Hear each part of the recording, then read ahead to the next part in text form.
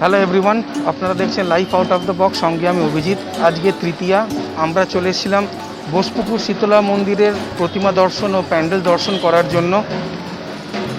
ভিডিওটা যদি ভালো লাগে তাহলে অবশ্যই লাইক, কমেন্ট অ্যান্ড শেয়ার করবেন। আর যদি সাবস্ক্রাইব না করে থাকেন তাহলে অবশ্যই সাবস্ক্রাইব করবেন। করোনা আবহে ঘরে বসে সমস্ত পুজোর আপডেট পাওয়ার জন্য চ্যানেলটাকে অবশ্যই সাবস্ক্রাইব করবেন। আসুন চলুন দেখে নিই ভেতর থেকে প্যান্ডেলটা।